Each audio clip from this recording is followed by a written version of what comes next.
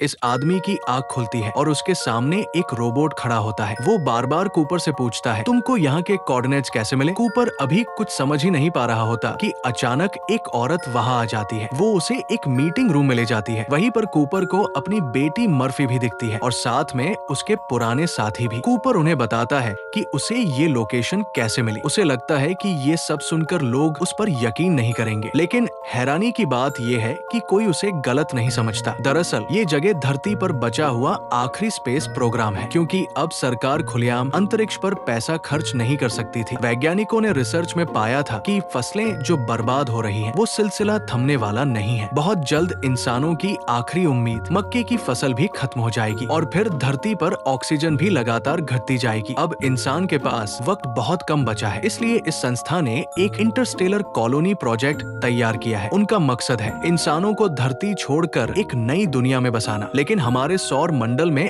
ऐसा कोई ग्रह नहीं है जहां इंसान रह सके। उन्होंने कूपर की बातों पर भरोसा किया। एक बुजुर्ग वैज्ञानिक ने सालों की रिसर्च के बाद पाया कि शनि ग्रह के पास एक वर्म होल खुल चुका है। ये वर्म होल एक और आकाश गंगा की ओर जाता है। लेकिन चौंकाने वाली बात ये थी कि ये वर्म होल प्राकृतिक नहीं था, बल्कि किसी ने जानबूझकर इसे वहां रखा था। किसने और क्यों, ये कोई नहीं जानता, लेकिन इतना साफ था कि कोई धरती को बचाना चाहता है। स्पेस एजेंसी ने कई साल रिसर्च के बाद पाया उस दूसरी गैलेक्सी में 12 ग्रह मौजूद है। इसलिए 10 साल पहले धरती से सभी अनुभवी अंतरिक्ष यात्रियों को वहां भेजा गया। हर कोई एक अलग ग्रह पर गया। अब इस संस्था का मिशन है इन तीनों ग्रहों पर जाकर जांच करना। अगर वहां जीवन संभव हुआ तो धरती से इंटरस्टेलर माइग्रेशन शुरू हो जाएगा और इस मिशन के लिए सबसे सही इंसान कूपर है। हालांकि वो अपनी बेटी अर्नी को छोड़ना नहीं चाहता, लेकिन मानवता को बचाने के लिए बुजुर्ग प्रोफेसर के कहने पर कूपर ने खुद को बलिदान करने का फैसला किया। वो पहले अपनी बेटी को घर छोड़ता है।